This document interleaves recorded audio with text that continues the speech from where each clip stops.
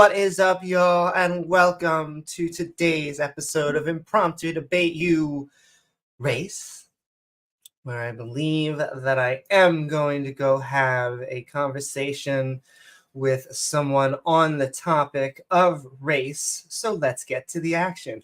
Boop-a-doop-a-doop-a-doop-boop. I need to buy a song. I'm gonna do it this week. Boop-a-doop-a-doop-boo. All right, but yes, welcome everyone. Please don't forget to like, follow, subscribe, Sunny, share, all of the wonderful social media things out there. I'm going to go super quickly because I want to jump right in there because I don't want to miss the conversation. Let's see. You can help with super chats, and I will talk about them and send love and super thanks in the future. We have channel membership with our evolving badge system and our Patreon at patreon.com/Amy Newman. And all right, I think I'm going to do, I guess I'll do them really quickly. I normally do them a longer version, but thank you, Chris and Dale and davegar and Azo and Rachel and Ian and Rijo, sending love to all, as well as all of our supporters. In fact, if you did hit that bell icon, like Pragmatic Crystal, Sumami, Moriana, and Look at the Trees. Woo-hoo-hoo-hoo. What is up, everybody? As I choke on air and take a sip of coffee. But I think we are going to get into the fun. Let me load up the Discord. We are going on to the politics and religion server. I plan on having more of these, and in a few hours, I may actually go live again with James. But let's get into race. I think I have what I view as scientific views on it. What this person, I think, is going to try and say is that I have a liberal bias. Hold on, let me let the cat out. But there was someone trying to tell me that I did not believe in nature. But let's set this up. There's a cat on the screen.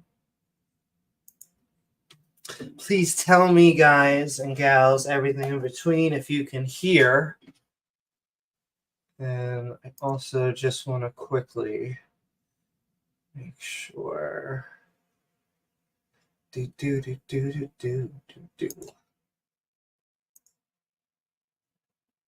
right, let's get into it. Hey, what's up? Not too much. How are you? Doing pretty good, By the way, just before we start, I don't want this to be like an angry debate where we're all yelling at each other. I mean, if that's what you're looking for, I don't know. I'm sure there's other people who would be more interested in that. I'm just more interested in like an actual conversation where I can share what I know and you can share what you know, and we can come to a rational conclusion. All right, that sounds fantastic. I like to say I generally give what I get. If people are looking for a good conversation, I'm hoping that I get a good conversation. So that sounds like a fantastic time. All right, sure thing. So I guess before we start, I guess I'll give you kind of my background. I am not a geneticist. I'm a linguist. I study linguistics. I would say linguistics and genetics are pretty similar, but they are different things. I do genetics as a side hobby, and I am friends with a geneticist, but I am not one myself. All right. I can appreciate that, and I enjoy linguistics, but I am a professor of information systems, and then I teach special ed second grade. I like to think of myself as someone who just goes where the science goes. I'm a big fan of peer review. And so from my point of view, I guess this subject will dig a little bit into it, but it's not going to be my opinion, I believe. I'm just presenting the science. All right. Well, there we go. Well. No, we're having like an actual debate right now. No offense. Anyways, yeah. So, He says hi. I guess Amy, what's your case for why it doesn't exist? Like, how would you define it first, and then why would you say that it, like, race doesn't exist? Sure. So race was a concept developed between the 16th and 19th century for organizing people through different skin tones and maybe secondary characteristics. And so this aided a lot within the slave trade. It created, unfortunately, a lot of institutionalized racism. However, biologically, we are within less than a single percent. And there's, as I was saying in chat, we have more biological diversity within Africa than outside of it. And it makes sense because that's where humans came from. All right. Well, fair enough. So my position for the existence of race is basically, first of all, I'm not adhering to the 17th, 18th, 19th century definition where they primarily based it upon geography and phenotype. When I say race, I mean people who generally share the same ancestry, but may or may not be culturally similar at all. So, for example, I don't believe in the concept of a European race, just for example, because different European groups are actually very different from each other. And genetically, that really isn't a valid grouping. You could call it a cline, I suppose, but not a race. So when I say, like, for example, white, I don't mean European, I just mean white American, for example. Just because that is an actual group. They have a shared culture, heritage, etc. Can I pause you for a second? Oh yeah, go ahead. Go ahead. So there would be a good example. I would say like something like a white person in that definition doesn't exist biologically, that it is a social phenomena, that they could find out that they actually have some sort of radically different genetics that is expressing itself. And so we used to just call someone colored anyone that had any sort of marginal melanin, anything that was a different color than what they considered white, and then there was black. But these are just categories that were really just arbitrarily created. They're viewed from basically just looking at someone, and oftentimes they are either applied from someone else or self-applied, as in, oh, well, I just, I looked at myself and my mom and dad said we were this, so we were this. I mean, fair enough, I suppose. So you're saying that these groupings are entirely arbitrary? Because that isn't true, even though they are social constructs. For example, a Black American, we have like genetics on Black Americans, and they have a very distinct genetic profile, being majority sub-Saharan African with, some white admixture. And generally, even though there is variation, we can see that African American is a distinct population. And that's what it's called in genetics, usually is population and not race. But when I say race, I mean something similar to population, but not necessarily sharing a culture either, just sharing basically similar ancestry. Sure, but I believe we all have at least a common ancestor, and I don't think that there is enough genetic diversity to give us something that would count as subspecies. The example I use is we are not dogs. Dogs are the exact opposite of us. They have breeds because they were artificially created. We were able to do either thousands, if not tens or hundreds of thousands of years of evolution within a very short time frame. I mean, You don't think that happened for humans? No. Not the way that they I have with mean, dogs. I think dogs are one of the few species that we created. all right. Well, fair enough. So I can just give you an example. Okay, so with the out of Africa groups, the very first Eurasians, we know based on phenotype data from their genetics, is actually they were in some regards darker than modern sub-Saharans. These Eurasians from like 50,000 years ago, just for example. And basically, over time, they developed these lighter skin mutations, especially in Europe. This happened extremely quickly. Because even from the Mesolithic Europeans weren't really white, like white skinned or anything, generally speaking. So these traits actually developed like very quickly in the grand scheme of things, much more than you would expect. So if anything, you could call this similar to dogs.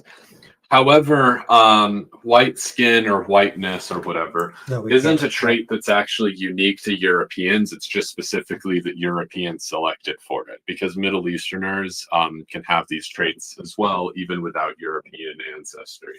Well, that is actually just to pinpoint on that. I have both my parents are Jewish. I get into this little race war of whether they are actually white or not. The people that seem to very much dislike them. I love you, chat. Of course. But yes, I use it as evidence because my actual race can change depending on a person's political affiliation. I find that more conservatives will view me as a minority, and that liberals will view me more because my skin is almost see-through. So what does that make me? I mean, fair enough. Actually, what you're talking about in particular, skin color, yes. That just generally isn't really that accurate for categorizing people. I mean, sure, if we're talking about big differences, for example, if we're just trying to tell apart Europeans from, for example, Nigerians, yes, obviously skin color would be the easiest way of identifying to use. However, that doesn't mean that skin color is actually important or that important for categorizing other groups. For example, we can say that British people and Lithuanians, they have the same skin color, and yet they actually have quite different genetics, more different than a lot of people would assume, in fact. See, but this is why I push to say that race is such a bad category, that we should accept ethnicity, that everyone does have an ethnic background, but race is such a terrible categorizer because white and black, our skin actually changes. And many Asians have lighter or darker skin. That's why you have to go white, black, Asian, and that category makes no sense. So if you're saying that we're just going to use ethnicity, then okay, I do believe that exists. But race, as many lay people use it, and like I said, I don't go around lecturing people when they use it at day-to-day conversation, but biologically, it doesn't exist. Yeah, I mean, if we're just specifically talking about, for example, oh, white people of white skin, black people of black skin, then yes, like we can say that that definition of race isn't very biological because, for example, I can find Egyptians with very dark, almost black skin. In fact, some cases, like pretty much lighter skinned black. And yet their facial features, well, they don't look like Africans really. They're just Egyptian, right? So, are they black? Are they not black? Well, that's a bit of an issue. Same thing. I could find an Egyptian with white skin. What does that make them European? No. So if we're just going by these sorts of physical traits, we can find exceptions and outliers everywhere. However, if you do DNA testing on, for example, an Arab, like a Syrian Arab with blonde hair, you will find out that genetically they're not really any different on a population basis than a Syrian next door with black hair and brown skin. And this is just because they're part of the same population. So Like, for example, when I say okay. a race, for example, when I say like West African, like sometimes I refer to them as a race. That's because they all have a consistent genetic profile. They're part of the same population, even if they aren't part of the same culture and don't speak the same language always. Sure. Okay. Once again, we all come from somewhere on the planet, and then so do our ancestors, and we can trace them back in different lineages. All I am saying is that we can't just look at someone and know empirically where they're from or if they're this or that. And we don't use the markers that I would say people think of as race, as white, black. Yeah, I mean, that is correct in some cases. For example, I could find you examples of, for example, Sicilians who look Northern European or Northern Europeans who look Italian. That doesn't really change the fact that you can usually tell the difference. And generally, the more distinct two groups are, the easier it is to tell the difference, even though there is phenotypical range within a population. For example, nobody would get a South African hunter-gatherer like a Coalson person confused with, for example, a Japanese person. You would never get them confused. This is because they're very distinct.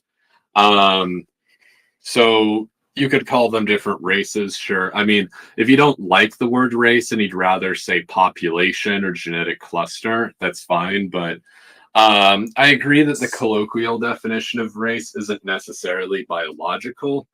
However, in the context of America, it generally is accurate to people's ancestry, even though it doesn't apply to other parts of the world as well.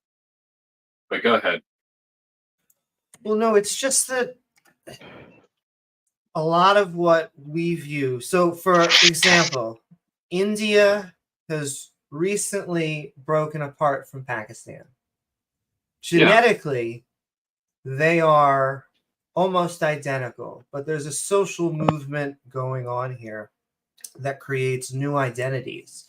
I would say that is more akin to what we're going over than any true biological difference. As someone who normally has to fight to defend evolution, I'm not saying that changes don't happen and that doesn't. And with drift, as people walk away, you're not going to have a slow accumulation of them. It's just that over 100,000 years, which may sound like a lot of time to humans, may sound like a lot of time to creationists, but it's actually not that long. And so we have mostly superficial differences. Not saying that we can't use those superficial differences to sometimes make guesses and that sometimes our guesses are right. It's just that it's not an empirical thing. It is more a cultural, social phenomena. Yeah, I mean, the thing is like, yes, I would say compared to other species, these differences are quite minor. For example, a bear, right? There is no example of a bear that looks like a human or even close. However, we can see agree with that different. much. Yeah. So obviously, we're not different species. I mean, subspecies. It's kind of. I mean, maybe I like.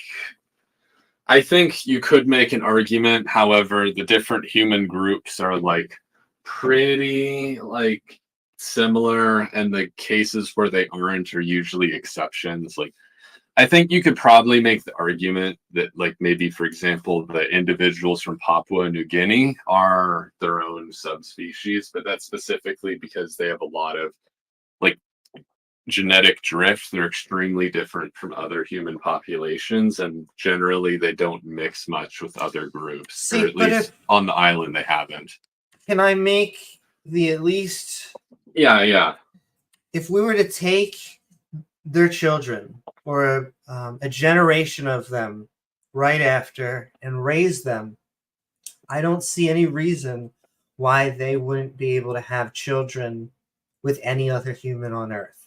And I say this because when we're talking about species and then eventually subspecies, it really has to do with how well you're able to procreate. And I know that that can sometimes be squishy. There are some species that can mate, but they're moving away, and so they have infertile children, like you see with when we make mules. But I don't think you would have the same thing with any human that we know of on Earth, any group of humans. So, I mean, no, because no groups of humans today are different species. And in fact, even with different species, we know that they were able to reproduce together. For example, humans and Neanderthals, humans and Denisovans. And also, Denisovans had, I think, around 10% very archaic admixture from Homo erectus or something like that. So, even in these sorts of cases, like very closely related different species can interbreed. It just generally doesn't work that well. We know that the fertility rate between humans and Neanderthals was pretty low. That's why there isn't that much admixture. At least that's the main theory of why there isn't much.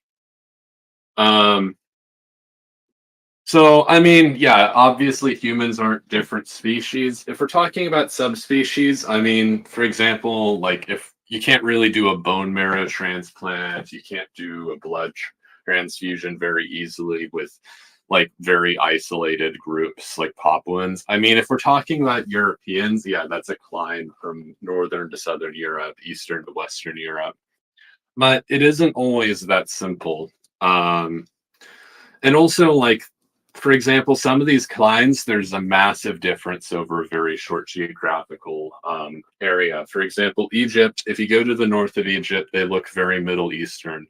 You go to the south of Egypt, they look pretty black. There's a lot of Nubians. You just go a little bit further south, they're fully sub-Saharan. So some of these clines are very short and they have very drastic, abrupt differences, you'll see. Sure. Well, when it comes to, I would say, skin color, it almost applies directly just on like a UV band. The closer that you are to the equator, the more UV rays you're going to be exposed to, and the more melanin you're going to produce to protect that. But I would say not only is skin color a very arbitrary thing, because it's the one organ that changes color. But I find when I get into the nitty gritty with a lot of, I don't know if you like call yourself a race realist or anyone who really is pushing race, they kind of want to have these markers. I forgot. I mean, yeah, I would say that skin color, it can be a way of differentiating different human populations, but only in the cases when they're very different. Because, for example, facial features, it'll be very rare to find an example, for instance, of a Syrian who looks like a British person. I mean, you could find an extreme exception where, like, you have like a Syrian with a very like light sort of like Can I skin pause you color. for Oh one yeah, go ahead. second? Go ahead. Because let me Yeah. give you an example where I think this is going to continue to fall apart. You All can right. easily imagine a Nigerian marrying an Englishman and them having children, and then just having to go, one person over here says, oh, no, they're definitely Nigerian. And you go, oh my goodness, look at that facial structure. They're definitely English. And that is, in essence, the United States. Like, that is just all of us everywhere. We just arbitrarily kind of pick whatever we think we are, but we are becoming. And I think this is going to increasingly happen worldwide. It's just going to become this hosh-posh. Yeah, I mean, in the case of a mixed person, I think both of those perspectives are incorrect. I mean, calling them fully black, that's wrong, but saying they're English, I mean, like white British, that's also wrong.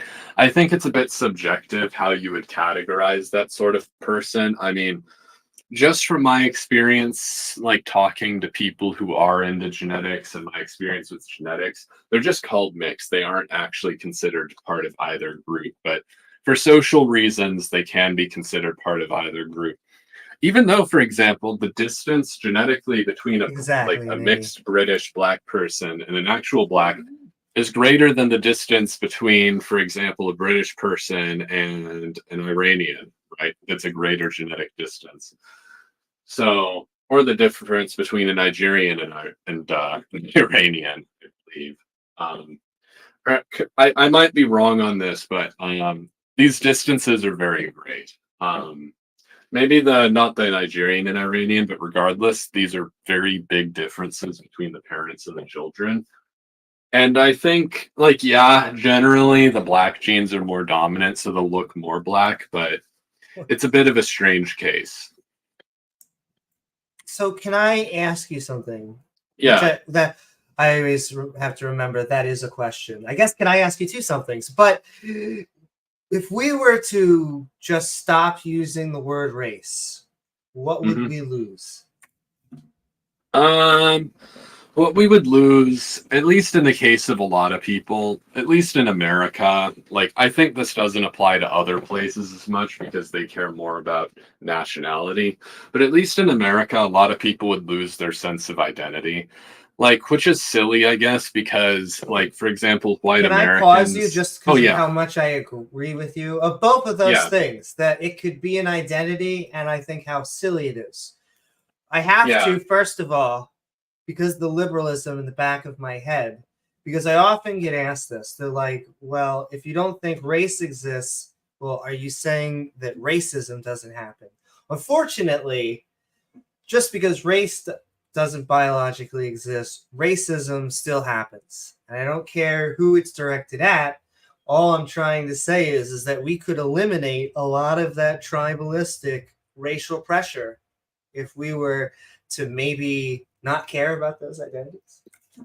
Well, I was just going to say, though, is that it's sort of silly because white American, I mean, you could call it a race, but it's really more of like a culture and ethnicity. Because, like, it's not just a shared like ancestry. Like, they also have a shared language, usually a shared culture, shared values, shared traditions. Like, most of them, like most white people in America, look at George Washington and Abraham Lincoln and they're like, yep, I like those people, right? So it's more than just a skin color, but a lot of people see it as a skin color, and that's actually wrong to do because it isn't just skin color. There's more to it. There's more to identity. Well, can I put in there? Because I understand. You say, well, most white Americans look at, George Washington and say, woohoo, good. And I agree 50%. Just like I understand why they might not be super excited to fully, like, yes, it was true. He fought and got us a free country from kings while he still owned slaves. So it is about holding both of those things because humans are complex people. They're not gods. And so we need to understand that there was bad and good at the founding of the country. And, I mean, that's history. I agree with that perspective in large part. I'm not pro-slavery in any way. And so, yes, I do agree that George Washington, he did do some bad things, and all of them actually did bad things, and all people do bad things because that's just sort of our nature as people. However, some people do more good things than others. So when somebody does do a lot of good for humanity, even if they do some bad things, we can recognize the good achievements that they did and be like, hey, that person's worthy of respect, or hey, this person's shitty, they're worthy of disrespect. Sure. Well, I think it's about holding both perspectives, and I don't think that I could ignore one for the other because it's true. He helped fight for our independence while also owning people. Now, Thomas Jefferson, the same thing. These were brilliant men who, unfortunately, were doing something that had to be solved by another war. Right. And, Abraham Lincoln was pretty racist as well, even though he fought against slavery. If you look into what he really believed, he just wanted to send the slaves back to Africa eventually. So, I mean, was he really fighting against racism? I don't know. I mean, I guess. I mean, there were abolitionists. I always give the abolitionists. Yes, there were lots of Christian abolitionists. However, the biblically accurate was the Confederacy, who was quoting the Bible and their Constitution when they were owning slaves.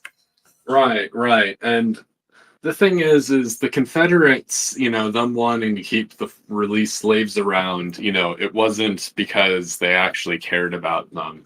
They just wanted to be like, hey, let's just keep on working them for basically slave labor anyways, right? Just we'll pay them theoretically, but very similar conditions to what was going on before. And that wasn't really rectified until the 1960s or so when they got rid of those institutions. Yeah, it became Jim Crow, unfortunately. Yeah, I mean, it had a very similar effect to slavery. Maybe not exactly the same, but quite similar effect.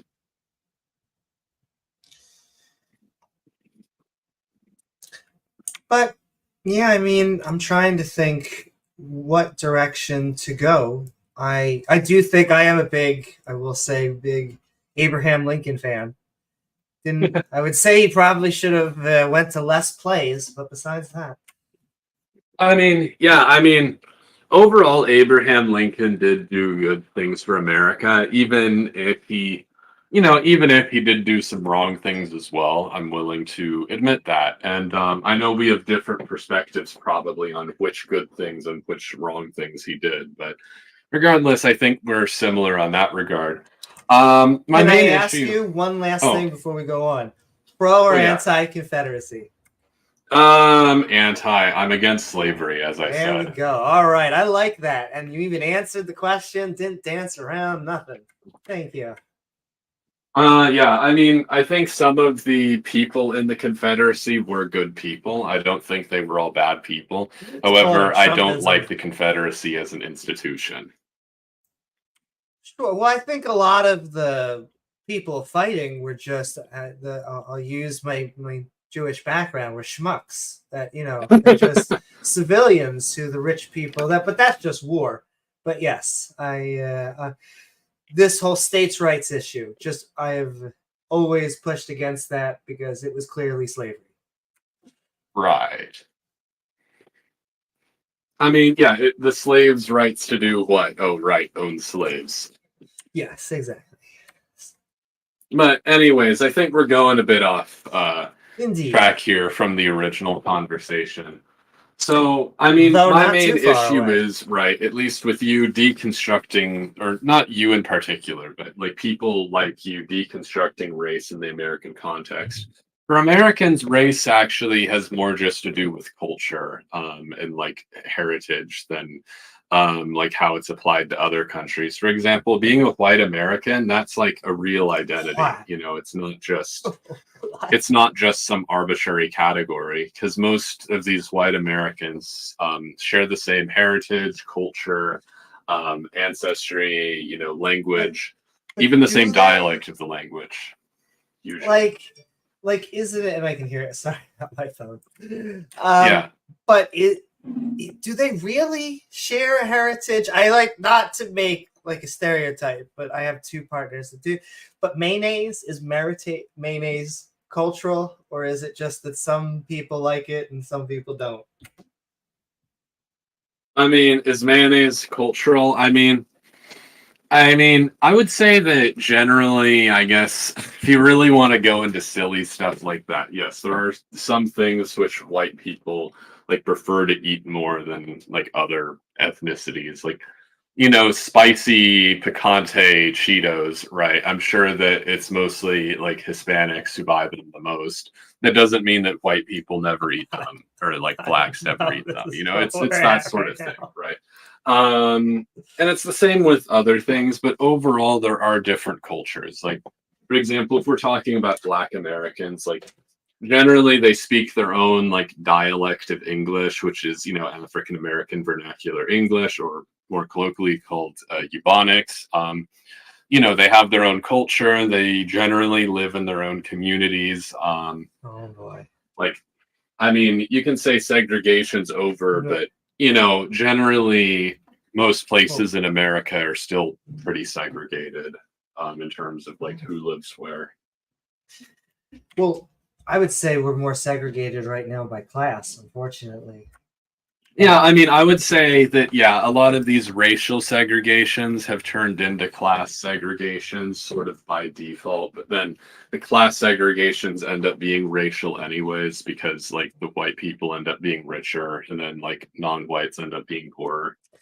See, So, I only find that in unfortunate places like prisons where they still culturally do that. And I think they do that out of fear. But, well, that's just my armchair, the last bit. But I think when we actually just have people going out in like public schools and going out into colleges and stuff or the workforce, people mix, people mingle, they don't care. I mean, nowadays, yeah, you can say that a lot of people are doing that. However, that doesn't discount the fact that, you know, there still are, like, when you look at neighborhoods, generally in any particular neighborhood, you will see just generally one ethnicity being predominant. It's very rare to find an area, like, not very rare, but it's pretty rare to find an area where, like, everyone's just sort of living together without any sort of, I guess, structure within, like, ethnic groups in the population. But do you think that that is from a genetic disposition or a social one? I think it's kind of both, right? Like, for example, being part of, like, white culture in America, like, yeah, not all white people choose to embrace, like, white culture, quote unquote. But, like, on the other hand, right, generally, like, to be part of the culture, like, you also are usually expected to be part of the ethnic group, you know? And same thing if you're, like, part of black culture. I mean, yes, there are white people who, like, get really into black culture and try to join black communities and stuff, but they're always considered, like, sort of like an outsider, even when they get really, like, acquainted in the culture and the communities and stuff. So I think it's a bit of both. It's both culture and, like, heritage based. And I would definitely lean more on environmental. I think that if chosen, people would want to live where they actually have not any fear from police. I think that that's something that is also not genetically dispositioned. I think that is also a social unfortunate. I'm trying to think an unfortunate situation. Just like I think there is also institutionalized racism based on a lot of the old policies that used to come before and have been grandfathered in. But just to go back to, just don't see what someone would actually lose.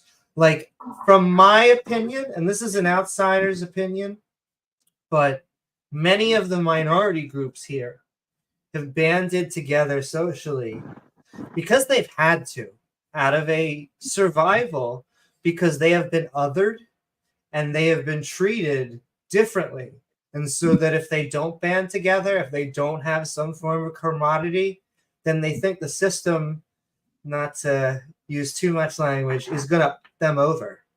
And so I think that if you were to alleviate the concerns within the system, you wouldn't need that sort of social network. It would be everyone just being fair and equal. So basically, your position is that, for example, if Black Americans genuinely weren't discriminated against, just as an example, then eventually they would stop seeing the need to have such, like, closely knit, quote unquote, Black communities. And same thing with white people. If you know, if they were more equal, then, you know, there wouldn't be as much of a need for, like, can I give you another example? Could I not only agree with what you're asking and give you another example? The rise for LGBTQ came not just because we love our sexuality. It's true, we are proud, but that need came out of a counter to another narrative, another message of wanting to be shameful. And so I've seen, even in my school, where you try to look at the data and find counter narratives about different groups. For instance, like um, dark-skinned men feeling less wanted within the public school format, or feeling like they aren't included. You can find all sorts of ways that if we were to actually find fixes, we may actually deal with a lot of the negative things that these groups, the stereotypes that try and get pushed on them, when most likely it comes from an institutionalized place. Well, I think the main false assumption you're making is that these are entirely social. Like these people wanting to, unify based on these sorts of tribal identities. I think that's the issue. Is you're assuming that it's entirely a social phenomenon when it's actually not. It's just this is how humans have always been, and it's what allowed humans to survive for millions of years. It's like just it would be biological, just realistically. And there's no reason to assume that it wouldn't be. I think I hear someone's mic on. Yeah, hold on. Let me mute them. There we go. But I would say, let me agree and disagree. I think that racism hasn't been going on forever. I think tribalism is going on forever. And racism is a form of tribalism. Yeah, I mean, I can give you examples, by the way, of racism even from ancient times. They weren't like as explicitly racist, but just for example, there was an instance where a bunch of Romans, there was an Ethiopian messenger bringing a message about the war. And basically the soldiers just went out and like hacked him up into little pieces because they thought his black skin was a bad luck omen. So that very clearly is racism. But and do you know what Mormons teach? They teach that black skin is like unlucky, that sort of thing, right? Yes, that will not only unlucky, I would say, ever till the 1970s, because they've recently become slightly, I don't know if the word is open-minded, but they used to teach that black skin was the mark of Cain, and that's where it originally comes from. Yeah, I mean, the thing is, though, before like racism, it was just tribalism. For example, like, because I've read a lot of ancient sources, like, they didn't have like racial slurs or racial categorizations. Like, the thing is, for example, the Romans, they would call people Syrian, and they would be Syrian, right? It's not like they were misidentifying them. But when they called them Syrian, it was an insult because being Syrian was seen as lesser than being Roman. So it was tribalistic in that regard.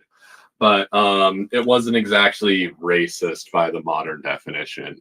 Well, so I agree. And that's why I was trying to say that, sure, there's been tribalism going back. It's just that this version of racism goes back only a few hundred years because that's how old the concept is. But sure, there have been tribes looking down on other tribes. It's why I'm not a big fan of the Jewish God that my parents come from, because he picks literally a group of people and says, you are my chosen group and everybody else. Right. And I've pointed this out to Christians before in the past, funnily enough, and I say, like, if your God really loves everyone, then why does he call himself the God of Israel? He calls the Jews a chosen race, all this sort of stuff. And they have to like cope about it and say, well, God doesn't think that anymore. And I'm like, well, if he doesn't think that anymore, why did he think that in the first place if he's a universal God? And of course, they have trouble explaining that. Sure. Well, the Jewish God was a polytheistic God. He knew that other gods existed and just basically said, but I am yours. And then Christians and Muslims took that and Zoroastrianism, mixed that together and got their new religions. Good times. Right. And I agree with that perspective. I think polytheism, and specifically just like a very tribalistic view of polytheism, where it would be like, well, if we win against you, then that means my God's more powerful than yours, right? That sort of tribalism. That's the original state of basically all sorts of religions. Ancestor veneration, for example, like the God of New you York. can find it in traditional European belief. You can find it in the Old Testament, how they venerated Abraham, for example, and you can find it even in Shintoism in China. Like, this is just sort of a shared human phenomenon, like, of tribalism. Sure, and I guess, I mean, that's why I use ethnicity, because it is factually true. We all come from a place on Earth, and we have lineages we could trace back throughout our human history. It's just not something that I think that we should prejudge other people. In fact, I think we should almost never prejudge other people. We should judge them as they come. Well, I suppose, by the way, I'm not arguing for the particular superiority or inferiority genetically of any group by making this point. However, why don't you think that tribalism is a good thing, for example, for people to follow? I don't think that tribalism is good because it's showing favoritism based on just I hate to say, and I'm trying to think of a nepotism. I'm trying to think of that in a different pluralism. But I don't think that we should just show favoritism towards our one group. Yes, it's true. There's an evolutionary advantage when we are in the wild to making sure that our select family stays alive. However, I think we can apply altruism and fairness to others, no matter if they look exactly like us or look a little bit different. Can I also ask you one, and it's going to seem like it's out of nowhere, but I got asked this by a questioner. But what race is Eminem?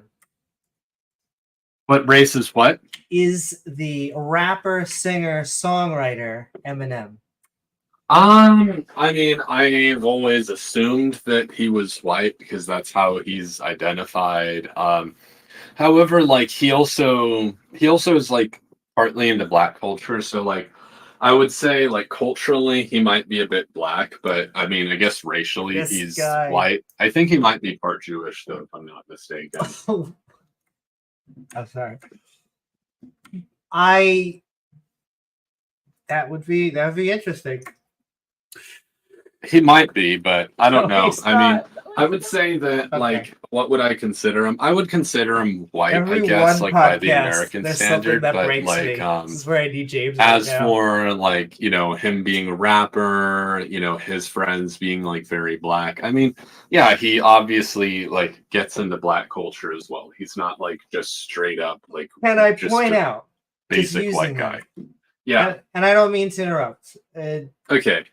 But doesn't that seem to imply that it is cultural? I would say that I didn't say that culture wasn't a part of it at all. I just said that both culture and genetics are important. Hold on. I'm just gonna try to find a little graphic for you. There we go. Yeah, I found it. Yeah, it's the evolutionary dominance of ethnocentric cooperation. Yeah, I found it.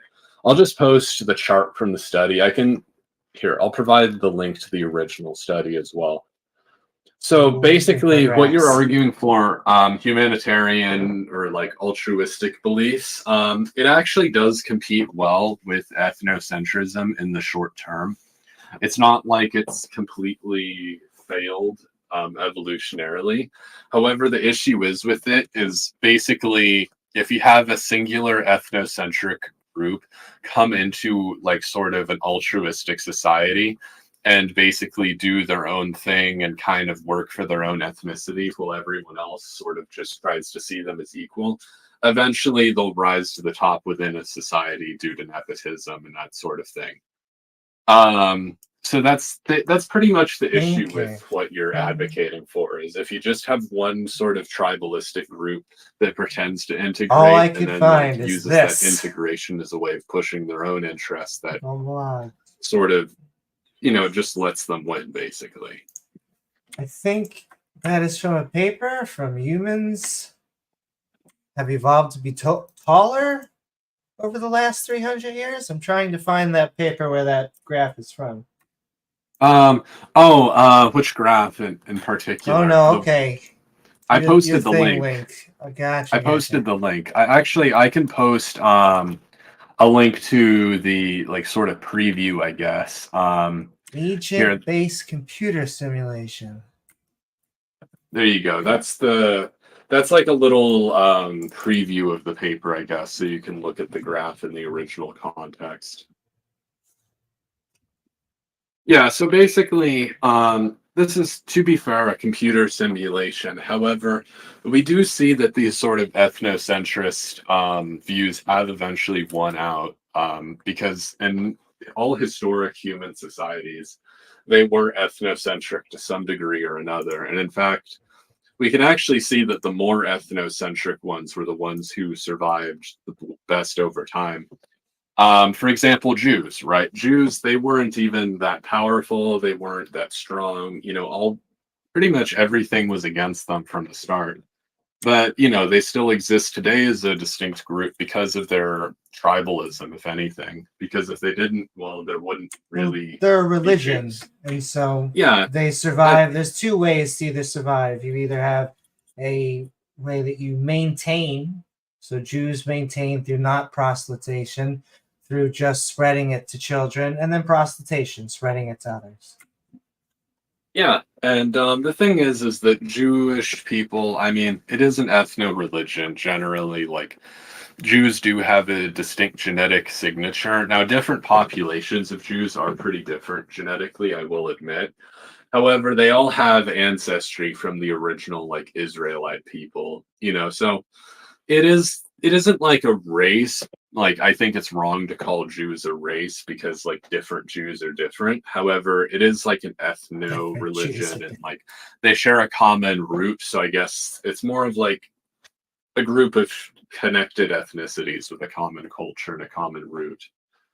Well, I always say they're like Hotel California for me. There's three different types of people who care who is a Jew, and that's Jews, people who hate Jews, and Muslims. Fair enough. I was just bringing up Jews as an example about how like a very extreme like ethnocentric view for them actually preserved their identity for a long time. In a case where most people, I mean, they would have just been destroyed. I mean, look at what the Romans did to them. I mean, look at the Holocaust, right? Most people's would have just kind of been I don't know what he was by supposed to be that making and with would have that just point. sort of Little just weird. disappeared from most recorded history. Like after that, just not amounted to much. And yet Jews were still quite successful. Sure. Well, unfortunately, there have been a few different atrocities against humans in the past few hundred years. Well, actually, throughout history, but throughout the past World War I and II. And so, I'm glad that they were able to survive such terrible things. I wish the war over there would end eventually, but that's a whole different ball of yarn. I mean, yeah. I mean, would you deny though that this sort of tribalism that Jews have had historically have sort of preserved the Jewish people? Because otherwise, I doubt that it would exist today. It may from an evolutionary point. I don't know if that's a moral thing to say though. Like we shouldn't want. I have to parse this out in two ways because many people use a lot of these tropes to be prejudiced towards the Jews. And generally speaking, I love the Jewish religion because many of the Jews do not follow their holy book. They just ignore vast amounts of it. And I'll tell you, that's what I look for in a theist. And so, on one hand, we have the book, which I think is terrible. I think he drowns babies and is a jealous God and all sorts of other atrocities. And then on the other hand, I have a bunch of Jews in New York who are like, yeah, but I like bacon and, oh, my neighbor's gay. Who's going to hate him anyway? And so it's holding both of those things. So yes, does tribalism help? I mean, tribalism probably helped Christianity and Islam, helped all these religions. I just think that that's not a good reason to stay around.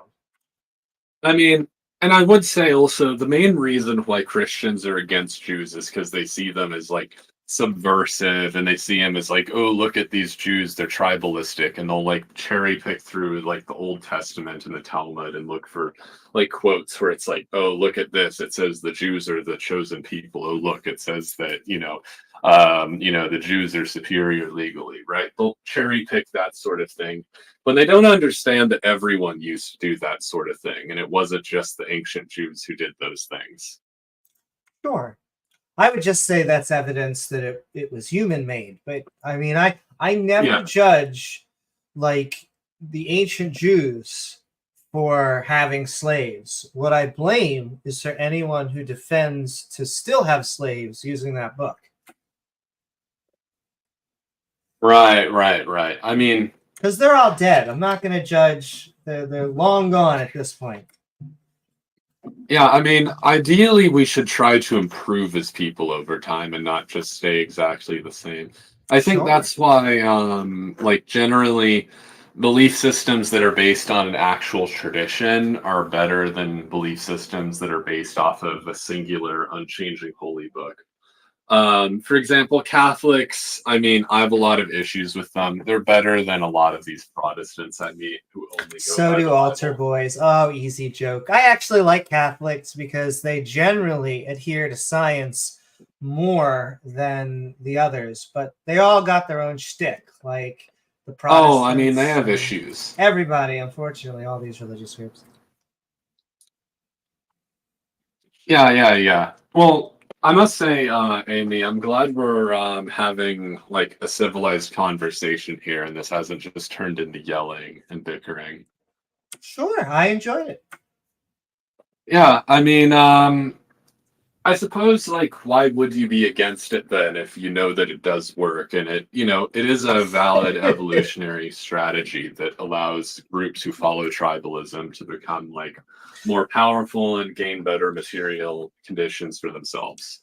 Well, just because I think that it keeps the group together doesn't mean I think it's a good thing. I think might makes right can sometimes work, but I think that it's immoral. And so it's true that saying you are the chosen group and we're going to protect only our group, that might keep you alive, or you're saying we have the good news, no one else has the good news, and we're going to make sure we have it. However, that doesn't make it true, and it doesn't mean that the criteria that they're using is an accurate one, because their criteria is God picked us in both really cases.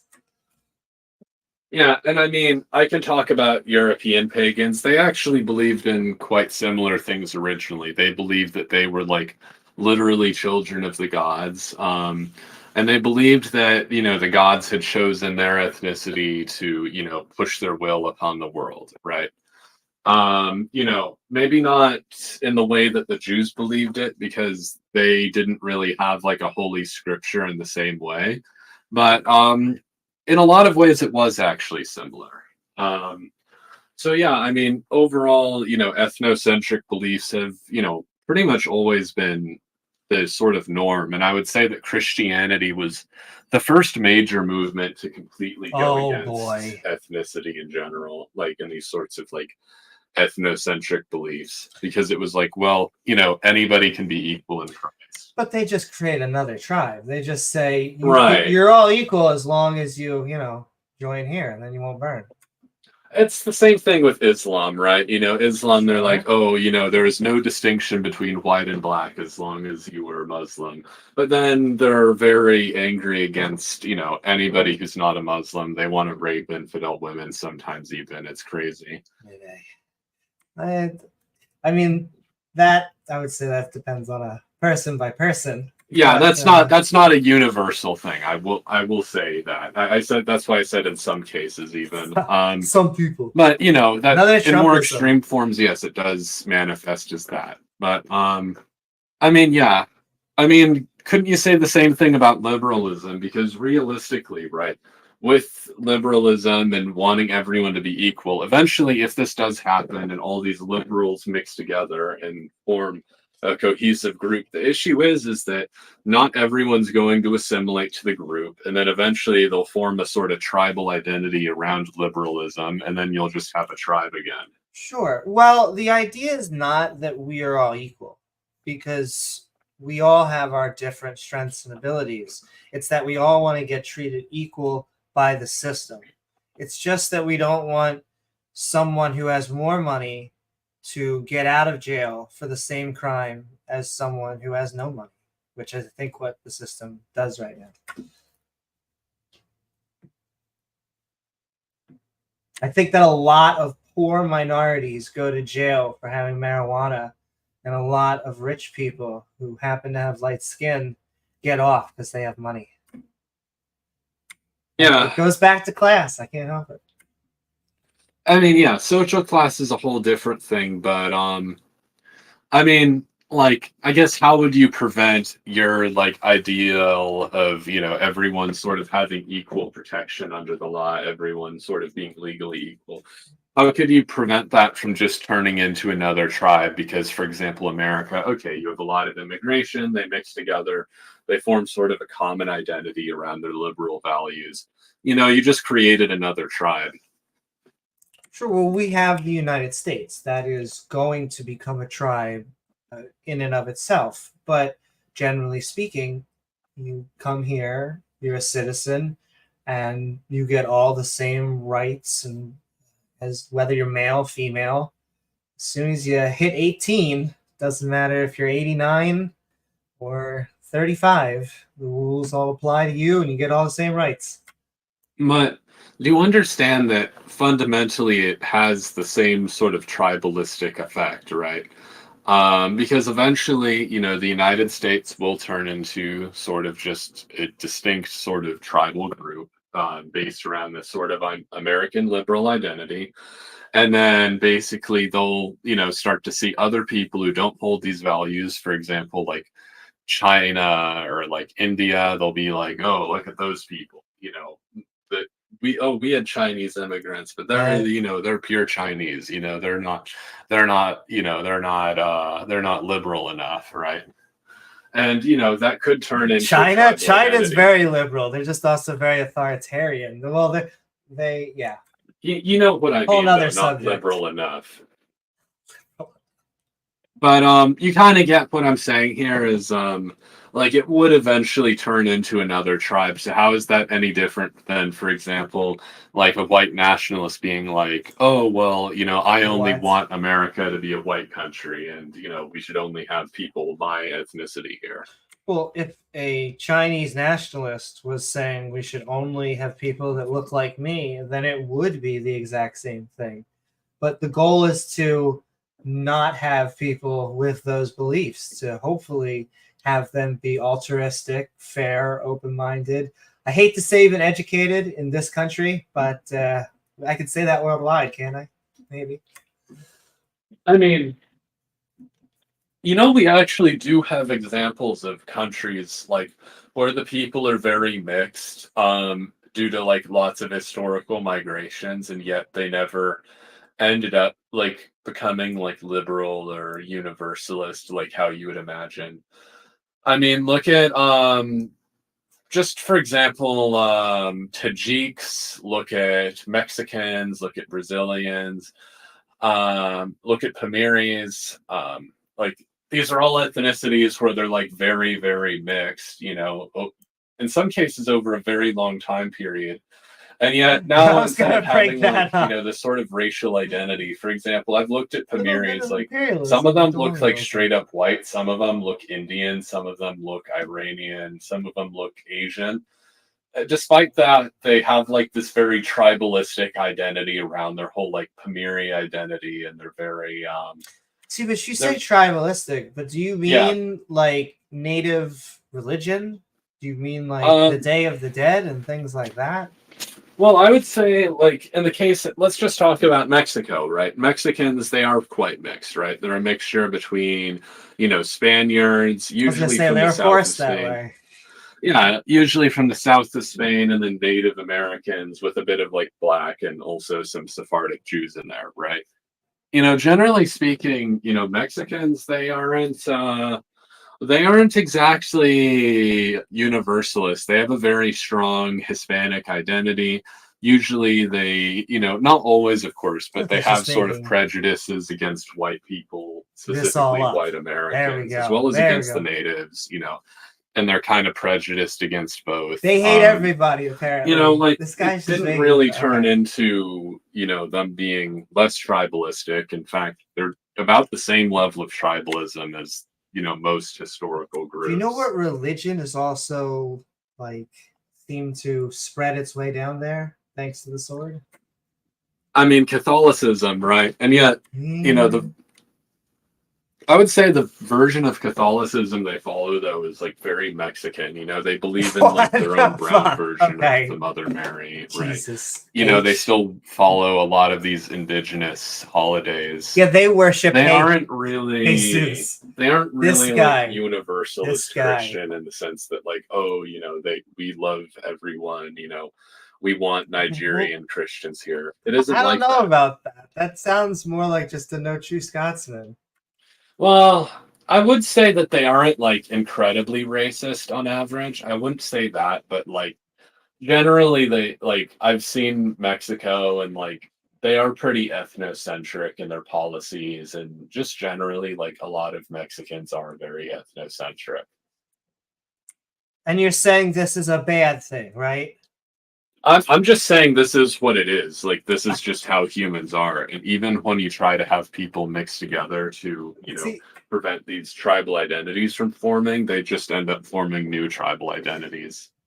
See, but I don't agree with that premise, but for a second it seems to be like you were hinting, and you're like, they're very ethnocentric, and it seemed to be implying that was bad. Would you like them not to be ethnocentric? I don't. I mean, I suppose like okay, realistically, like as a white dude, I mean, maybe it would be good for me if they weren't ethnocentric, but like it's probably in their own interest to be ethnocentric. Can I? And once again, I know I'm asking a lot of questions. Feel free to always ask me. You say you're white. Yeah. But when I say white, I mean like white American. I don't mean like I don't mean like European or anything. I don't even consider myself European. Sure. Well, and at this point, Americans, like I keep on saying, we're basically posh-poshes. But if you were to wake up tomorrow and forget the term white, would you be missing anything? I mean, if I woke up tomorrow and I forgot the term white, I think eventually I would like pretty quickly develop like just some sort of other form of like in group for myself. I mean, for example, I would see like people who looked like me. I would see that, they follow the same culture as me. Maybe I'd use a different word. Like I'd say like, American. I would say like American or like American of like colonial heritage or something like that instead of the term white. This sort of tribal identity would naturally redevelop around a different term. So you say it would redevelop.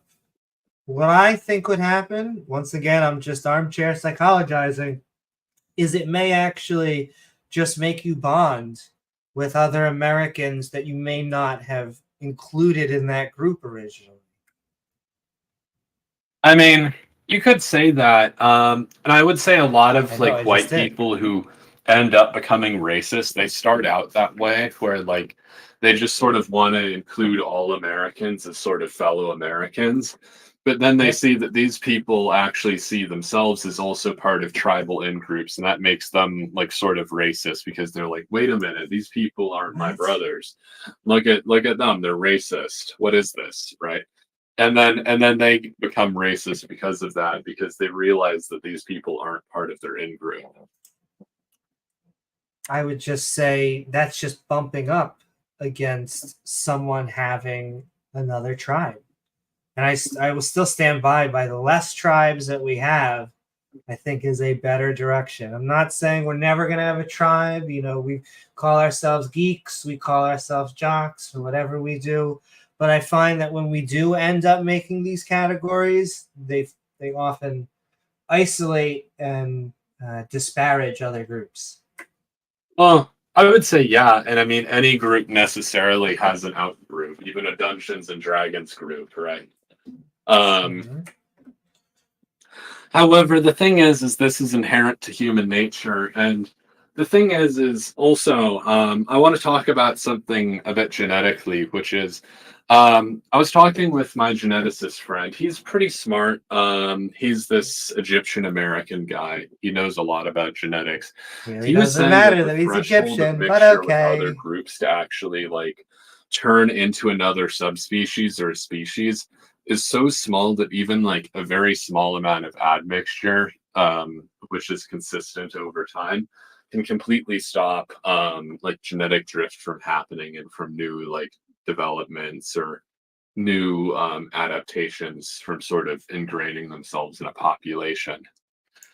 Well, it's true that if we were to do the same thing that we did towards dogs or different types of plants like tomatoes and corn, we could create subspecies of human. I don't think it would be ethical, but I also don't think it happened. I don't think that enough genetic diversity has happened to where we could say this is one subspecies and this is another subspecies. I think that we could create thousands, and I mean that, thousands of different ethnic groups based on different cultures and things like that. But that would ultimately be a mix of biology and social. Yeah, I mean, Like as I said, I Yiddish. mean, Just what my wouldn't oh no, go, I'm okay, sorry. okay, Continue. okay. So I'll give you an example. So if we were just, for instance, we started having space travel as humanity, and let's say, for example, your view of humanity actually does take over. What we find is that shorter people and generally more resource efficient people That's the are better for argument. long space What's up? journeys and for colonization on other planets with lower gravity, right? Generally like shorter, more slender people. Well, what would happen is, basically eventually, there might be a pressure to select for a group of those people. And eventually you would create a different subpopulation just because of the necessity of having those sorts of traits for that job. And this is just generally what I see as going forwards. And if anything, it's sort of arbitrary to say that like specifically Western people should sort of abandon their tribal identities when, if anything, it might just slow down what is happening and Oh slow wait, down this process.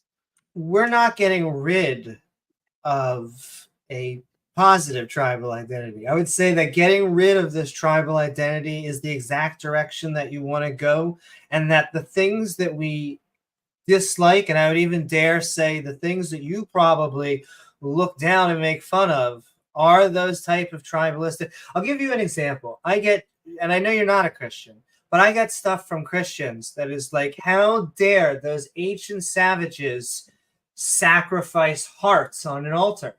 And I'm like, you're right. That does look a little crazy as sacrificing, a son to yourself. And so it's universal. Well, whether it's the Christians, the Muslims, the Aztecs, it's religion that was that bad social thing. And then to get back on it, it's race. If we were to get rid of race, we would not lose anything. In fact, I think what we would gain is we would have to focus on what is actually out there, whether it's science, whether it's math, whether it's art, instead of these arbitrary nonsense labels.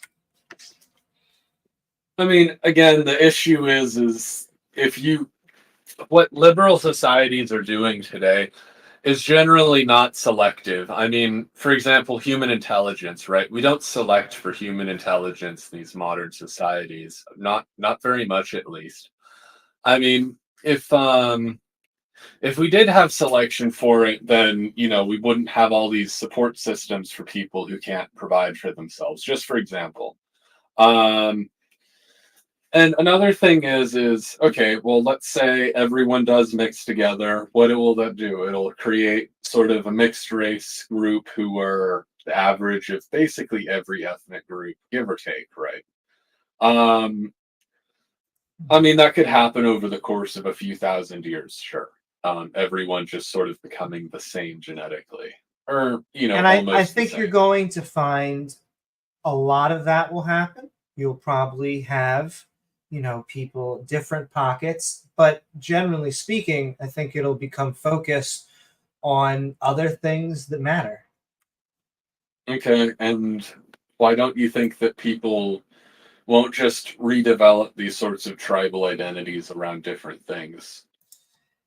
They may, but it's still a step in the right direction. It's like when people tell me why care about getting rid of religion. There's still going to be wars, there's still going to be other superstitions. Well, it's like true, but one of the major factors is religion. One of the major factors as a divisor within society today is race. And so if you are a conservative who says, I'm tired of all this identity politics stuff, well, my suggestion to that person would be great. Welcome to the team. Let's all stop caring about these low-level tribal things and care about what matters. Let's care about the economy and people. Okay, and so I'll just give you an example. So with early Homo sapiens, right, basically what we had was these Homo sapiens, they left Africa and they just sort of killed off everybody else who was around. Okay, you'd think, oh, wouldn't that create like a unified ethnic group because they all came from the same origin, right? They should see themselves as like united. No, actually, they just ended up diverging over time again and creating their own tribal groups again. And this is what would happen in your society is you'd think that like, oh, if everyone mixed together, it would suddenly make everyone more unified. It wouldn't. People would just create new ethnic and tribal groups over the tiniest little distinctions. If you make the distinctions even smaller, people will latch on to those smaller distinctions. But do you think that's a good thing? I always say the new thing I've been thinking about is religion is something that is stupid that smart people do. This seems like another example is something that's stupid that smart people do, humans. We are putting ourselves into tribes. Shouldn't we want to do that less? Just saying that it is something that we do, that doesn't make it a good thing. Hmm. I mean, it doesn't make it a good thing, but it doesn't make it a bad thing either. It's just that's how it is. I find that it's just a very loose identity, and that you find this camaraderie among minority groups because there's this shared group of survival, but it's why it always comes off disgenuine when it's the majority group doing it, because it's like saying, well, imagine a bunch of minorities create a holiday because their holiday has never been celebrated. And then I find the majority of that always goes, well, where's our holiday? And then it's always pointed out, they have this day, they have this day, they have this day, they have this day, this day. And they go, well, that's just the days we've always had. It's like, yes, because your portion of society has already always been celebrated. And so I think that if we were to just accept everyone, that these problems would slowly alleviate. They wouldn't alleviate overnight because we still have, unfortunately, ramifications from slavery and Jim Crow. I know that is also a big hot button issue with conservatives, but I think that it's going in the right direction to have less tribalism, not more tribalism. I mean, if anything, right, if you really wanted to unite humanity, I mean, at that point, fundamentally, what's the difference between what you're advocating for, like in terms of result? Let's say the exact opposite happens, and like there's some like nationalist movement in America. Okay. Anyways, imagine the exact opposite, and there was some like sort of nationalistic movement in America, and then you just had like white Americans just sort of conquer and kill everyone. Yay, everyone's united around the same identity. We're all American. How does that Yes. change anything in terms of results? So first of all, I think there would be, unfortunately, good historical evidence to say why that could happen. I'm not saying that is, but not too far out. I'm just saying. What would that mean? It would mean that we have killed and genocided a bunch of people merely for looking slightly different than them, and we have bastardized our society, crippled our economy, and our workforce, and the ideas that could have came out of it, because we're now just killing people for no reason, just arbitrary. Blue hair, blonde eyes. Maybe it could have been the opposite. What if they only kill everyone with green eyes, and then they target all the people with blue eyes and brown eyes? It's like, it's just made up. It's just, these are just random mutations.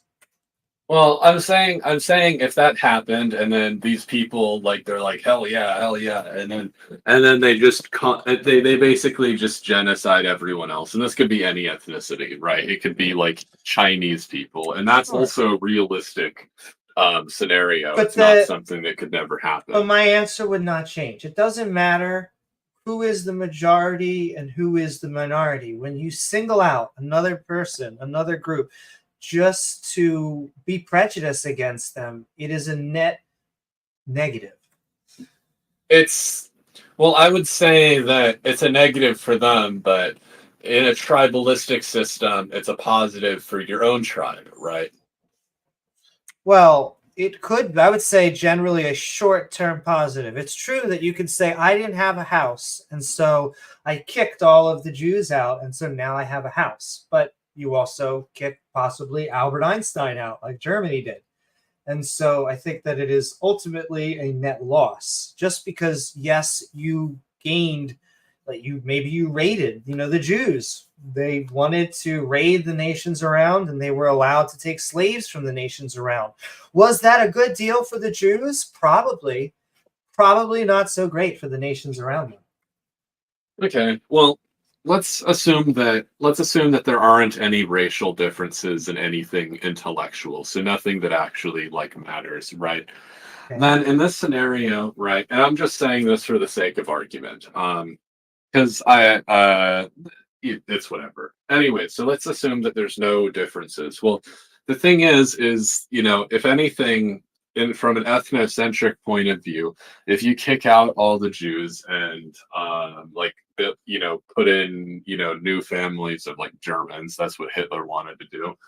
Well, in that case, you're gonna have a more unified population, maybe of the same size, but more unified population, more expansion, and you'd eventually have a German Albert Einstein instead of a Jewish one, right? So I mean, it is unfair. It is unfair to the people who get persecuted, but it isn't a long-term negative for this society either. You're saying that they're going to get another Einstein. That is an assumption. We don't know what type of talent, intellectual or artistic or otherwise, that we're doing when we just kill people. And you could say it bonds the tribe. I'm going to keep on saying that short term. Yeah. Do you have green eyes? No, I don't. Okay. If there was a tribal movement to kill everyone but green eyes, do you think that could maybe have a short-term benefit? Probably not. But not he understands it. You're assuming. What's the reason? Because the reason is, if, for example, everyone killed everyone with green eyes, people don't normally make their tribal affiliations around eye color. So the issue with that... Blonde hair, blue eyes? It just takes one more qualifier, you just need the blonde part. I mean, yes, but even the Nazis, Hitler wasn't blonde. I mean, you get what I mean. They might have idealized those features. You do know that's often pointed out as kind of an ironic type of this guy kind of almost had a fetish for blonde hair, blue eyes, and he was. Oh killing yeah, off yeah. So what I'm saying is they might have idealized those features, but they weren't like killing people just Send because they love didn't have the atheist and features. Stephanie and everybody. Now I would say like a more comparable thing. Okay, what is this? Like the ideal feature. Okay. What do you want in it? Okay, I don't know what that was. Anyways, so it might be a more comparable thing. However, or sorry, what was I going to say the more comparable thing was? Right. A more comparable thing would be, for example, if all the soccer fans eventually got so pissed off that they got like torches and pitchforks and started killing hockey fans, right? That would be an example of something more akin to this. Okay, well, let's say all the soccer fans killed all the hockey fans. Okay, what would happen? Well, I guess there wouldn't be He's any changing more that analogy, let me tell you. Sure. Well, I mean that also I think is a good notion of just an arbitrary. There's going to be, people who hate baseball and people who hate hockey, and they're just going to. But you wouldn't want them probably killing each other. No, I think it's bad for society because these people have other commonalities between each other, and it's just sort of conflict for no reason at that point. Sure. I'll continue to say it. I just think that overall we want to not have these sorts of Are you characters. trans? Yes. Are you trans man? Like, why your No, name I'm has a actually man? trans woman. Okay, well, Yes, I know, but why Why'd your you name ask? Newman? Because my Just parents are your Jewish voice, and they your immigrated voice. here and they got the name Newman. so okay, this is going way off topic. We're Your voice not trying to is have a man. conversation about What a man. transgenderism. Like, you're gonna interrupt, I'm gonna have to mute you. Okay. Well, anyways, the main point is as for like hockey and soccer players killing each other, sure, that would probably be a bad thing for society because the thing is government isn't organized around who likes which sport. So that's why even that sort of analogy, it isn't really comparable. I would say an even better analogy would be, let's say in this New York sewer, there's two groups of rats. There's the brown rats and the black rats. And let's say the brown rats start killing off all the black rats so they can have more territory. Well, now there's just only brown rats, and the brown rats have won, and their lineage and genealogy, I guess, is secured, right? The end, they won. So that would be a more comparable thing. But just to get back to it, this is what I mean by just arbitrarily picking. It shouldn't be based on that. We shouldn't prejudge people. We should judge them. If they do something bad to someone else, then we take them to court. And we shouldn't just base them based on skin color or facial features or any of these other, or whether you like hockey or baseball. All right. I mean, as I said before, though, right? So let's say there were two groups of rats, the brown rats and the black rats. And let's say the brown rats, they have the capability to kill all the black rats because, I don't know, they're bigger and they have sharper teeth. Okay. Well, why is it in the brown rat's advantage to let the black rats stay around?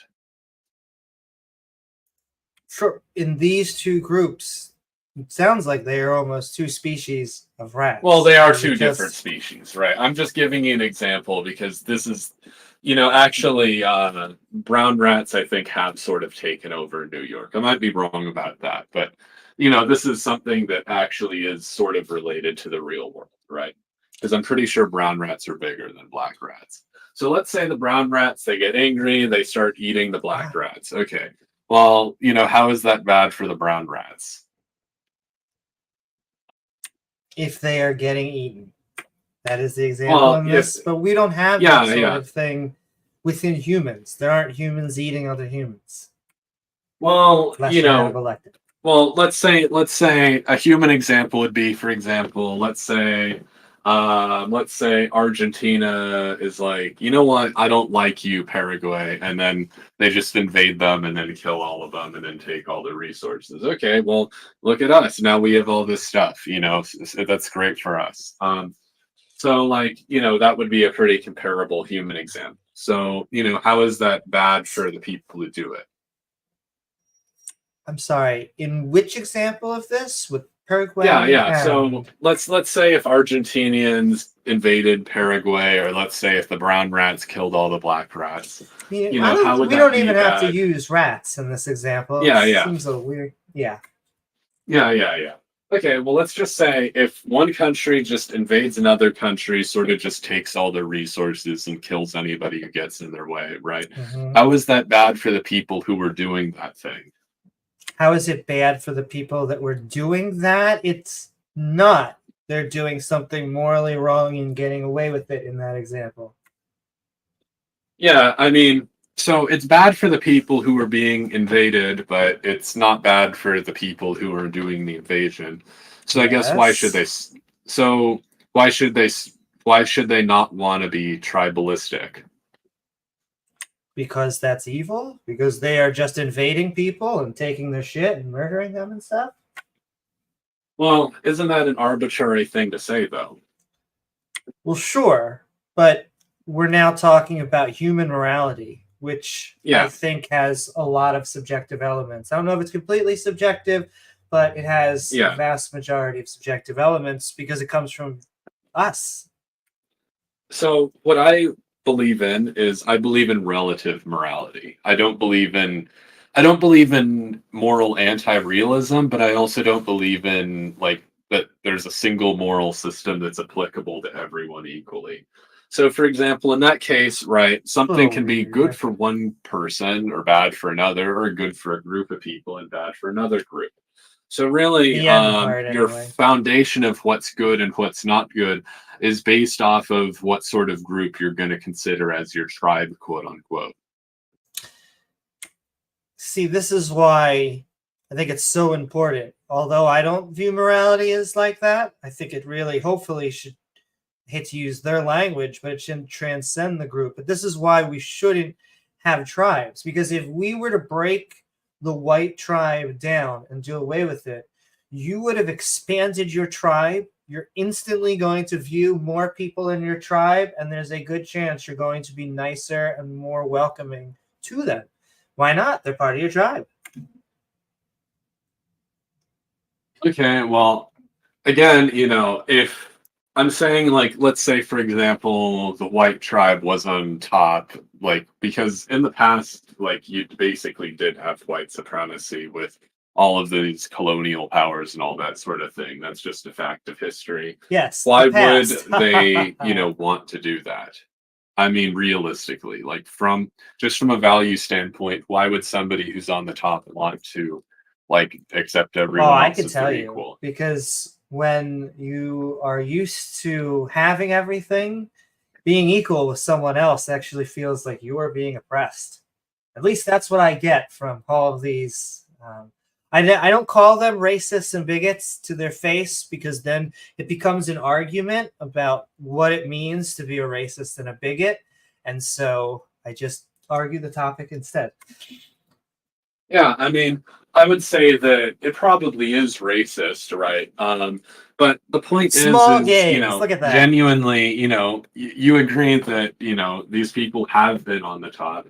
Why is it in their best interest to give that up? If anything, it's good for them to keep their position and just sort of subjugating everyone. But yeah, just to put that emphasis, because they're not giving anything up. What the minorities are saying is we want to be treated as equal. And so what you find these white supremacist groups saying is, but now they're being treated fairly. That feels like oppression to us. Well, because they're giving up what they had before, right? They had it easier before when they were on top and they were oppressing everyone else. So it actually is getting worse for them because of that.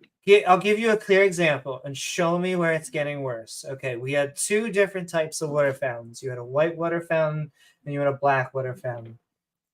In what way is the white water fountain getting worse by allowing blacks?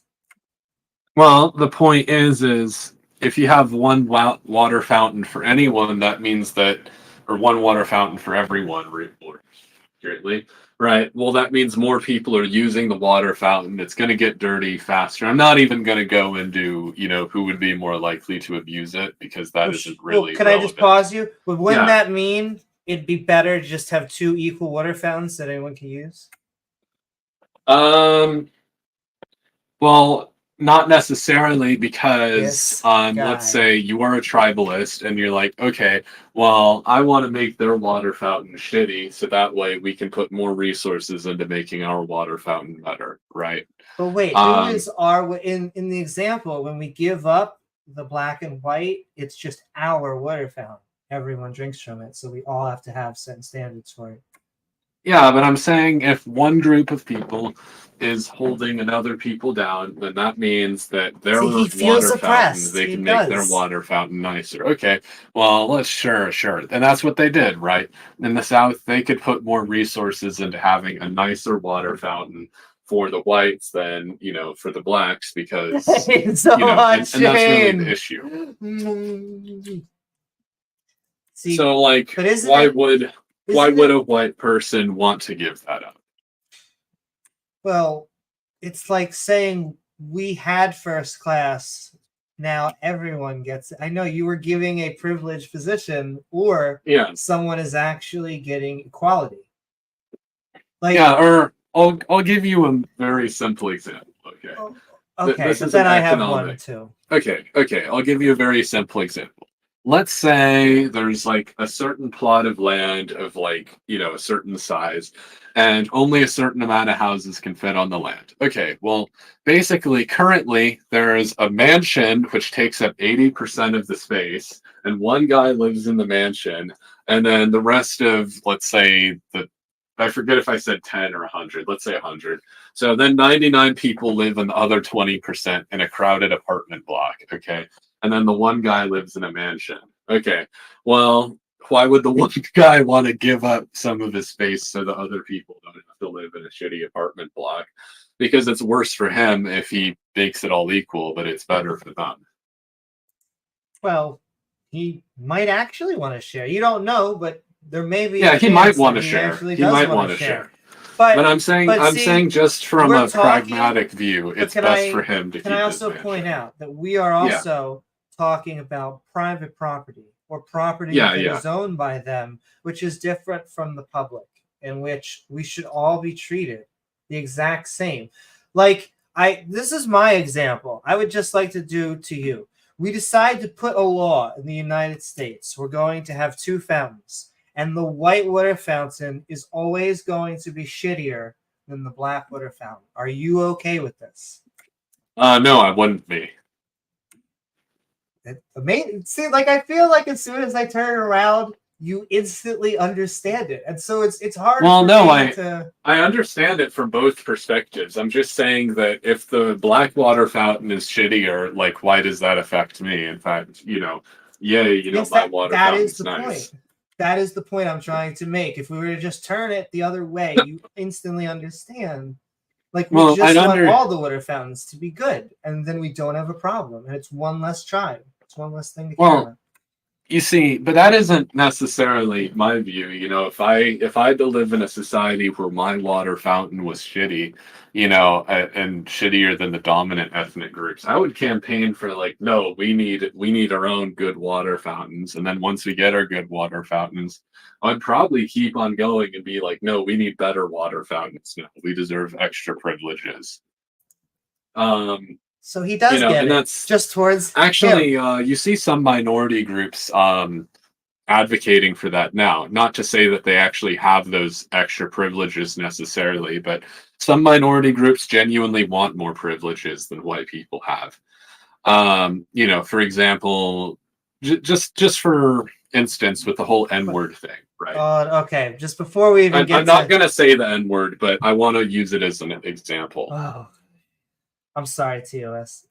I just, it's just one of those things where I think that we should just Yeah. try to break down those groups.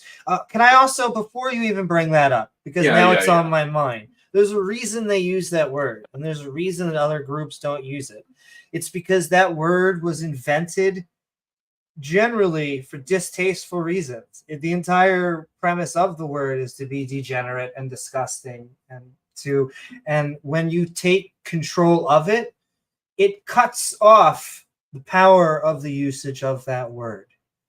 And that's why generally, I will use slurs, gay slurs towards my gay partner because I think it's funny. And I think it takes the power of that slur away. But I understand why straight people would be uncomfortable using that word. And it's why I don't and will never use. And I think that's the way it should be, because eventually it will be phased out. It will be the people who now have it will have taken the power away, and eventually it'll have no power at all, and it'll go away. Yeah, I mean, so here's one thing I could say is like, yeah, so for example, the N-word, right? Let's just say, topic. we don't have to say, for example, in America today, Black people get very, very angry if you call them the N-word, and I they have to use that start tone fights too. about it, right? This is just generally something we see. However, a lot of those people, even though they get very angry when you say the N-word, not all of them, of course, but a lot of them, they might call whites, terms like mayo monkey or, stuff like that, like basically just, slurs towards white people. And they might not have the same punch to them, but it doesn't change the fact that, it's basically tribalism. Can I pause you again? Yeah. It is true. It does not matter what ethnic group you come from. You can be racist, prejudiced, or tribalistic towards others. But the nail that I would also like to hit on the head is that you seem to be pointing out that that's a bad thing. And that's the thing I would like to latch on, that it's a bad thing, and that this is what we want to get rid of more. We shouldn't be basing any of our views on what skin tone or secondary characteristics someone has. So I would actually like to make the point here is about basically when I point out, when other groups of people, they use, tribalistic rhetoric against my own group of people, you're saying, okay, well, that's proof that tribalism is bad. Well, not necessarily, right? That just shows that them using their tribalistic rhetoric against me is bad. Can I pause you? Just ask the question. Yeah. Go ahead. Can you give me an example where tribalism helps another group? Where it helps. It can. So, for example, let me think of a good one. Okay, well, let's say. Really good one. So let's talk about alliances, right? So, for example, the Romans and Greeks. When the Romans conquered Greece, they sort of just started to accept the Greeks as equal, and they sort of considered themselves both to be like the civilized people, and then they considered people who weren't Roman or Greek to be barbarians, right? So in that case, they kind of made a common shared identity for themselves, which was Roman. I tell you where the name barbarian came from. Do you know where that came from? Yeah, bar, because that's what their languages sounded like to them. And it languages was of foreigners. Originally the Germanic and English tribes. Right, they were the barbarians. I mean, honestly, I can kind of hear that. Like, if you listen to what Germanic languages sound like, it does sound a bit like bada bada bada bada bada. It kind of does sound like that. And so it just changes. You got these groups that look down just because they've done some stuff. They don't look at one tribe as they see themselves. But even though that's happened in history, we're getting to a point where we know we're not so different. I mean, the thing is the only. I would say this, okay, if you wanted to really become the most dominant group around, what you would do is you would promote individualism and universalism for everyone else except for your own tribal group, and then you would remain extremely tribalistic. Just generally. I know this thing. Right, and we can see that in American society, groups that are very nepotistic. I was going to say, is there like a very specific religion that starts with Jew that you're thinking of? I mean, I don't think that Jews are actually the only people who do this. For example, Indians also do this in America. I mean, why do you think Indians make so much more on average money than white people in America? What? If you look at the statistics, like the vast majority of hotels in America are owned by Indians. You know, and you can be like, okay, well, there's various factors for it, but you could just But say we it's also gave nepotism. them like at least 1/300th of whatever their land was back, and now they have casinos. Oh, I mean Indians from India, not Native Americans.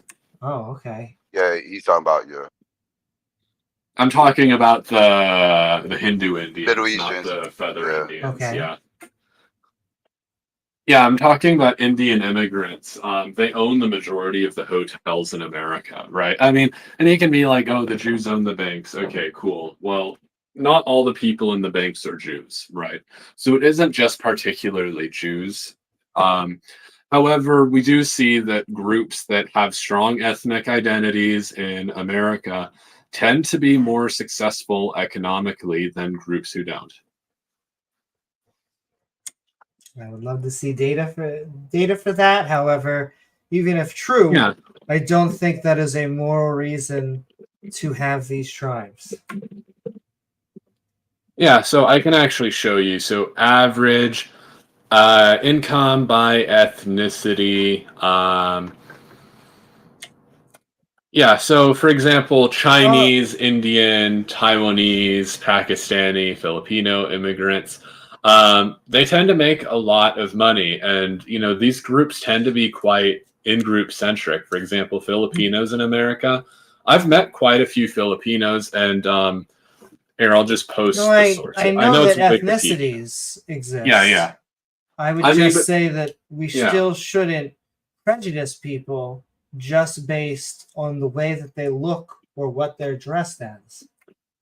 Yeah, I mean, it's okay to say that I'm not Irish, but it's okay to say I'm Irish. I want to celebrate St. Paddy's Day or other celebrations, or want to look into my lineage. What is not okay is to judge someone. You should not prejudice an Irish person just because they have certain features. Well, let's say not even discrimination. Let's just say sort of favoritism. For example, I spend all my time around my community. Let's say I'm a Filipino American. I mostly hang around with other Filipinos. I marry a Filipino. And, because of that, I mainly hire Filipinos because they're my friends, and it has nothing to do with necessarily me hating everyone else. It's just because of the tribalistic nature of it. Are you saying hypothetically, or this is what you do? No, I'm not a Filipino. I'm just saying hypothetically, if I was like this, well, that's what it would be like. And actually, this is what we see among a lot of immigrant groups in America is they do this exact thing. Well, I would say you see this more among cultural conservatives. I think that once you start getting the liberal children and everything else, they start going out there and going to college and mingling and Right. But I'm talking about like recent immigrants to the US tend to network together with their own like ethnic group. Like this is just something that's like very visually observable. I mean, if you're going to argue against that point, I mean, have you ever lived in like a big city before? You'll see that these people tend to network. Yeah, and you'll see that recent immigrants tend to network within their own ethnicity. And even for second and third generation immigrants, they're more likely to network within their own ethnicity. But you notice what happens is that slowly but surely the barriers break. And each generation that continues, they become less whatever they were, and they become more American. They become more McDonald's than they become anything else. Right, they become more American. That is true. But again, they're just sort of forfeiting one tribal identity in favor of a different one. Sure. They're saying that we used to have one group and now we're coming here. But what I'm also trying to say is that race is breaking down one of those. We can't get rid of our ethnicity. I will continue to say it. It is the way that we use race. It just is not scientific. I'm not saying that evolution, because like I said, normally we are the ones that have to defend evolution. It's just that evolution works on vast timescales. I will also say I have about 10 more minutes because I will then have to pee and then head out. All right, well, we can sort of wrap up the conversation, but I think this was a pretty productive conversation, even though neither of us have made much progress on the other's position. It's still, yeah, I agree. I think it was still a good conversation. Yeah, I mean, I have a question. Were you expecting me to, like, immediately start calling you, like, racial slurs and, like, being like, well, are you a Jew? Haha. You know, were you expecting that? Because I was arguing for the existence of race. Well, though I still disagree with a lot of your positions, I will say the one thing that I will give you is the low-hanging fruit is how it is what it normally deteriorates into, and I find that is a defense mechanism. If you can't defend your theology, if you can't defend your position, then it's very easy to get into what I would say is the gender and identity politics. And I love those subjects. I'll defend them. I think that they are very not only valid, but the right way to go within not just Western society, but Earth. But I do like I will give you that when they reach for them, I actually think that's a weakness on their part, not a strength, which you did not show. So there's my compliment. Yeah, because I believe that my positions should be readily apparent as true to anyone, you know, regardless of their racist, but hey. But what I will say as well is that, you know, I still am yet to hear a justification specifically for why you think tribalism, getting rid of it, would be a good thing for humanity or as a whole. And again, why should humanity as a whole instead of the tribe be a moral focus? But I don't think we have the time for that. So, you know, I guess, yeah, this was a good conversation and we talked about a lot of interesting things. Yeah. Thank you for having me. And just like you said, if you want to have more debates on this subject, you are right. It was a very civil conversation. So I'm up for more. All right. Sounds good. I guess until next time, see you, Amy. Bye and bye, y'all.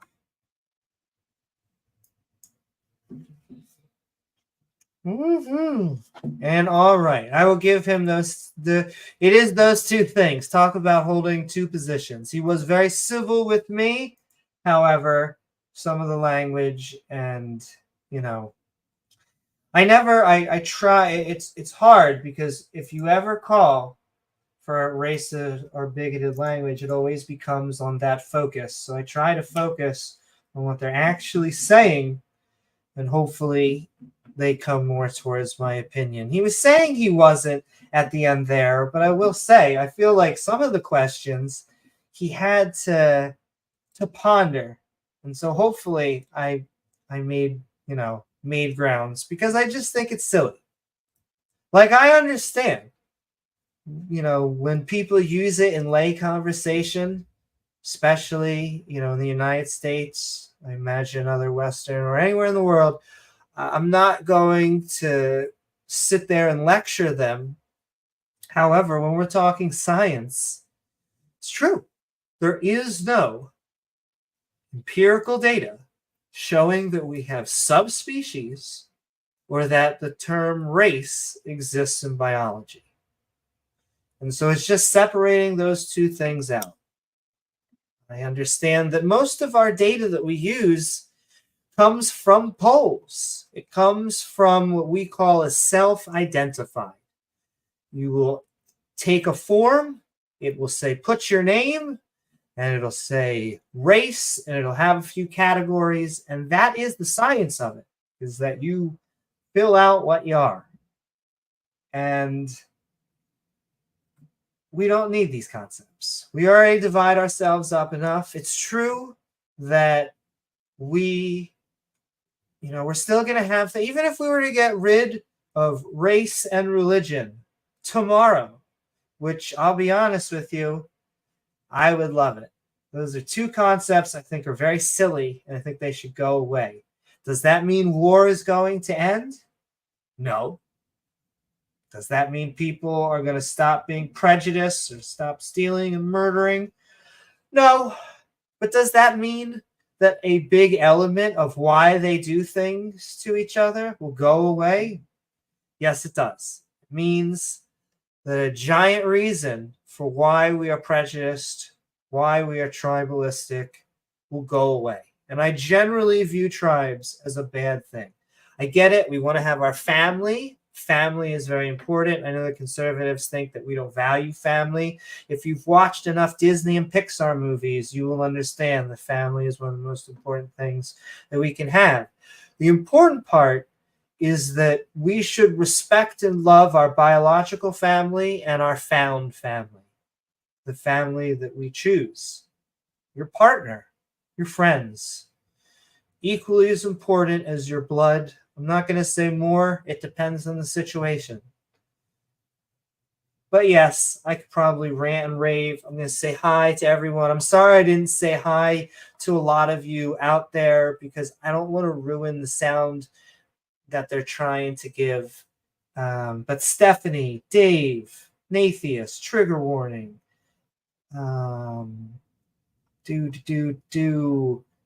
Sumami, Udif, Shane Billowitz, thank you again for the super chat. Everybody out there, hope you had a good time. I'm going to keep on trying to do more of this. Brian Stevens, Sycopathiest, I know that we mostly disagreed with you, but hey, we enjoy people who disagree with us. That's kind of the point of the channel. And yeah, send in love. Let me take a quick just to see that there's no other skeptic or atheist. There's somebody else that's going live. Is Godless Engineer live? He's premiering something with Godless Granny. Ooh, I'm going to get that up there for you all. Give me 1 second. You should all check out Godless Engineer. He's amazing. That's who I'm sending you to. Please don't forget to like, follow, subscribe. We said it, YouTube. You can let them go now. To share. It helps the algorithm to hit that all button icon because that's how you actually get reminders to see content. If you hit it to all, see our premieres and our live streams. And we have our evolving badge system. Evolution triggers creationists. I should have asked him if he believes in evolution. Oh, my goodness. I talked about evolution briefly because we generally get the eugenics people and that lovely bunch. Oh, what's up, Dave Gar? We just had a lively discussion on race. I do not think it exists. I say I don't think it exists. I stand by the fact that it's not me. Not even opinion. It's not a democracy. This is science. This is biology. I always get the trans girl is talking about biology. Yes. Yes, I am. It is true. We should be amazed. If you could talk to the person in front of you and they speak the same language or even a language in general, that's an amazing thing. You know that only humans that we know of, now there are other animals that speak, but I mean like us, my goodness, we should just be amazed we can even do this. The other animal I can think of that does stuff like this is birds. I swear birds are like the nail salon of nature. They are talking shit behind our back, ladies and gentlemen. We just let it go. Just let it go. We just say, oh, how beautiful. When they're like, look how fat Amy's got. Screw you, birds. I'm just teasing. I actually like birds. They're amazing. Only form of dinosaurs that exist. All right, we're really going off topic now. What was I talking about? I hope that you all had fun. You can join our Discord, the link of which is in the description below. And lastly, you can support the show. It helps keep the lights on by going to patreon.com/Amy Newman. I am Amy Newman. And along with James W., we hope that you all have a fantastic good morning, good noon, good night. Say goodbye to us, and we'll say it on the out. But I love you all. Go check out Godless Engineer. He's amazing. Mwah!